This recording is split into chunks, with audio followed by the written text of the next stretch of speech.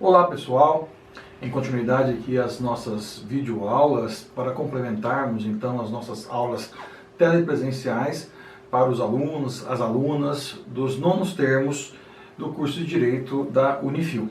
Vamos então em continuidade aquilo que já falamos também anteriormente, falarmos hoje sobre cumprimento de sentença, bem como também depois falaremos sobre a execução. Como já externado para vocês em aula telepresencial, o cumprimento de sentença, ele enseja uma decisão judicial. Uma decisão judicial é esta que, se for transitada em julgado, possibilitará um cumprimento definitivo de sentença. Se porventura nós tivermos uma decisão judicial cujo comando emergente dessa decisão ou o seu dispositivo, como por exemplo na sentença, já puder ser desde já efetivado sem que haja o trânsito em julgado, nós então estaremos ante a possibilidade de um cumprimento provisório de sentença. Com efeito, já falamos para vocês anteriormente, no artigo 513 seguinte então do CPC, nós temos lá a previsão, as disposições acerca do procedimento que regula o cumprimento de sentença. Nada mais é, como aquilo que já falamos para vocês anteriormente, do que uma fase do nosso procedimento ou daquele processo.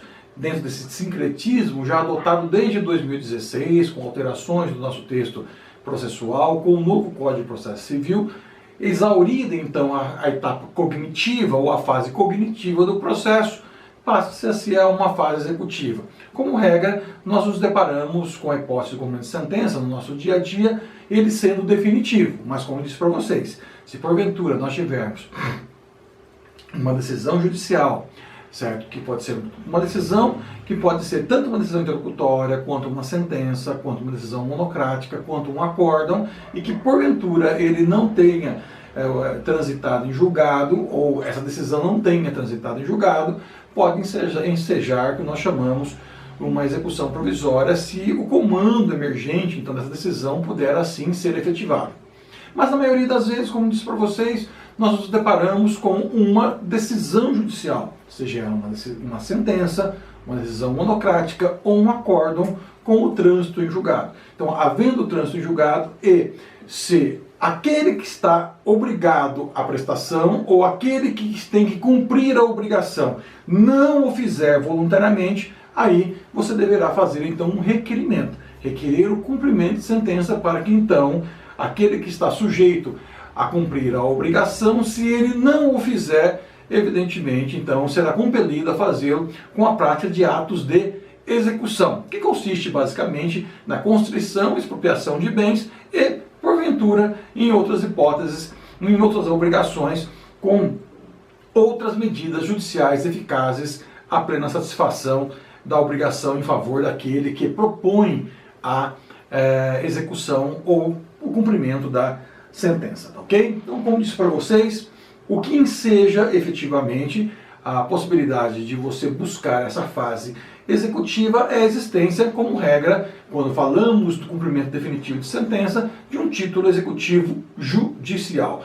Quais são os títulos executivos judiciais? Como vocês já aprenderam em semestre passado, quando estudaram em processo civil, o processo ou simplesmente cumprimento de sentença e execução, o que nós temos temos então as espécies ou os chamados títulos executivos judiciais expressos lá no artigo 515. Um deles, evidentemente, é a sentença transitada em julgado, ou a decisão judicial transitada em julgado. Então, no artigo 515, nós temos lá os chamados títulos executivos judiciais. Estão lá elencados no artigo 515 e, evidentemente, somente são assim entendidos os títulos executivos, aqueles com previsão legal.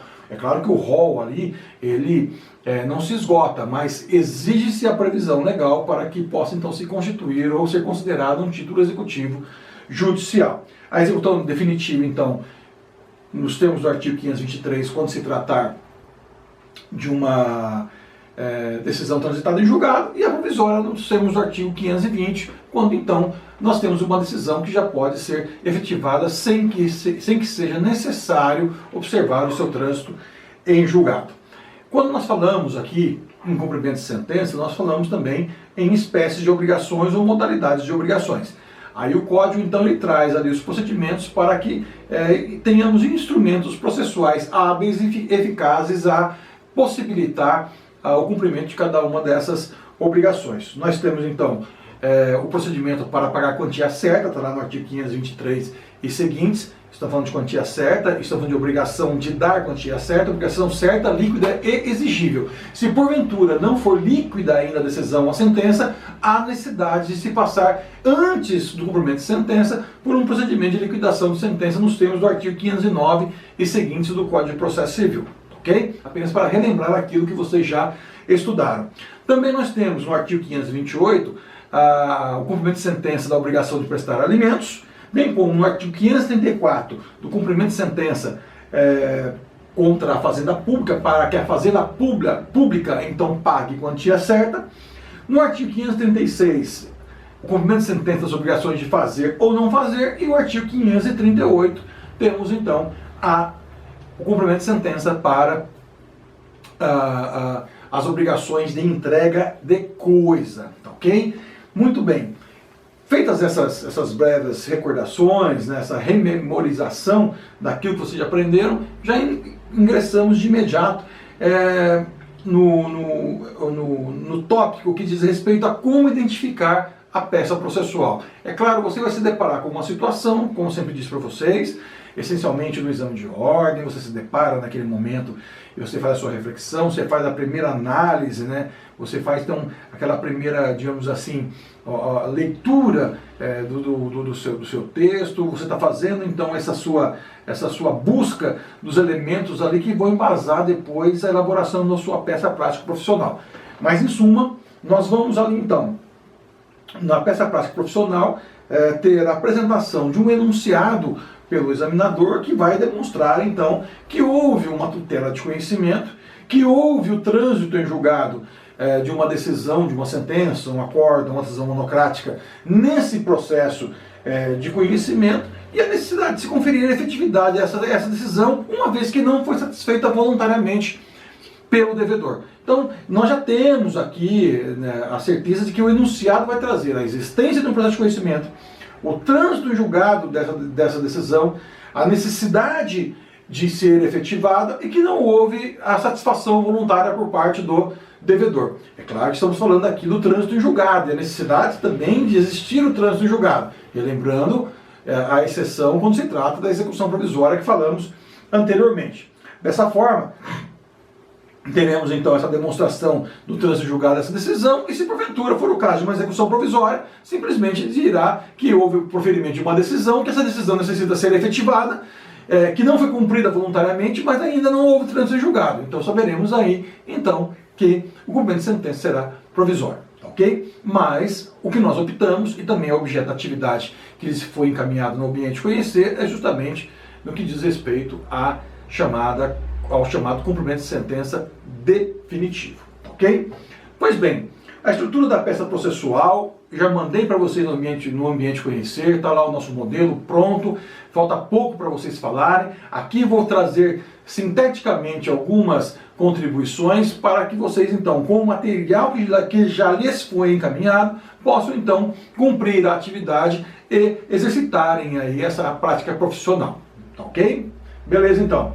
O endereçamento da sua peça simples, é uma petição simples, é um requerimento, na verdade, não tem que dar um nome de propor, opor, não, é requerer, certo? Está lá o modelo, está pronto para vocês.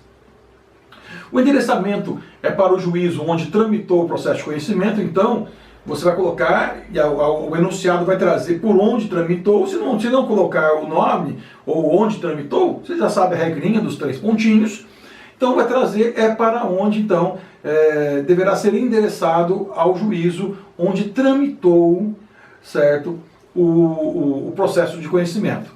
Você vai então na sua peça lá, observando o modelo que nós mandamos, depois colocar o número do processo e fazer o seu preâmbulo ou a sua qualificação, tá? Aqui no preâmbulo ou na qualificação, o nome utilizado é exequente e executado. O exequente é o autor dessa fase de execução, ou aquele que invoca a tutela executiva do Estado, e o executado é o réu da execução. Esses termos, essa terminologia utilizada também aqui no cumprimento de sentença.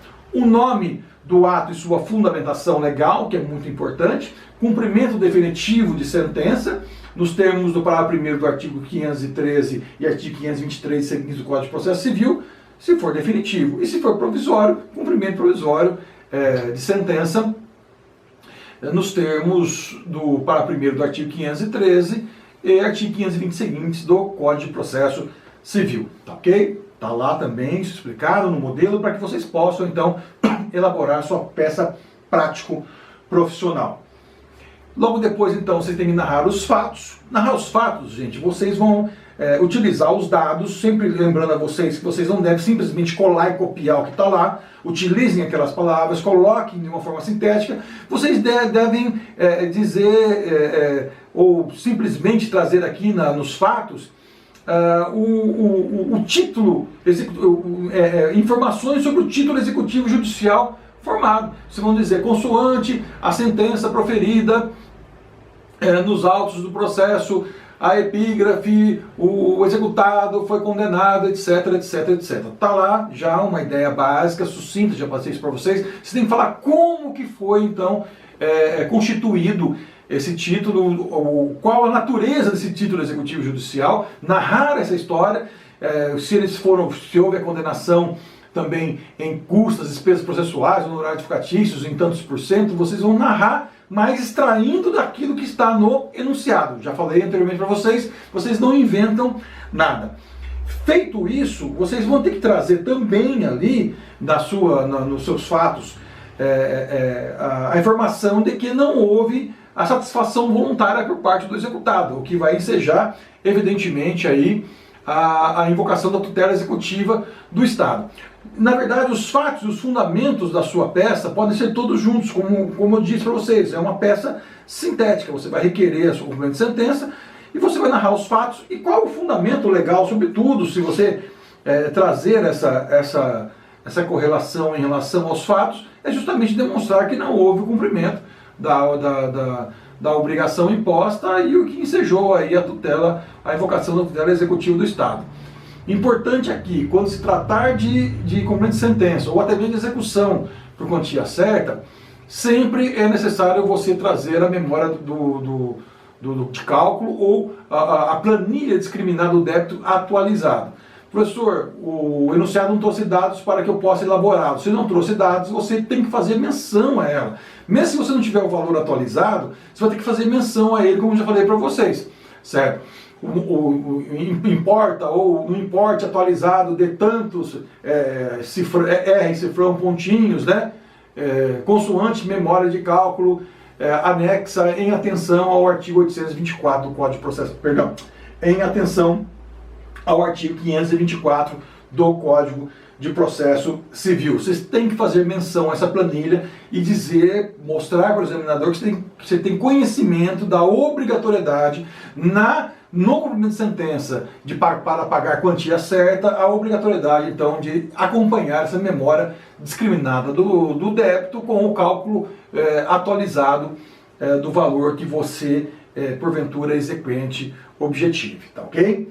Pois bem, e os pedidos, gente, e os requerimentos finais são naquele padrão que já estabelecemos anteriormente, também está lá já na nossa peça, disponível lá no ambiente conhecer, e vocês poderão aí livremente exercitar aí a prática, e para qualquer dúvida, então, vocês nos contatem via os nossos grupos de WhatsApp para que possamos, então, aí finalizar esse semestre e terminarmos as peças prático-profissionais que, como já disse para você anteriormente em aula telepresencial, estão saindo muito bem. Estou muito satisfeito com as peças elaboradas, cada um com seu carinho especial, e eu tenho certeza que vocês terão um pleno sucesso aí nas suas batalhas futuras, tá ok? Um abraço a todos, eu agradeço e continuo sempre à disposição de vocês para que possamos, então, elaborar aí e trabalharmos todas essas peças relativas aí à prática processual civil, ok? Um abraço a todos, muito obrigado, fiquem com Deus.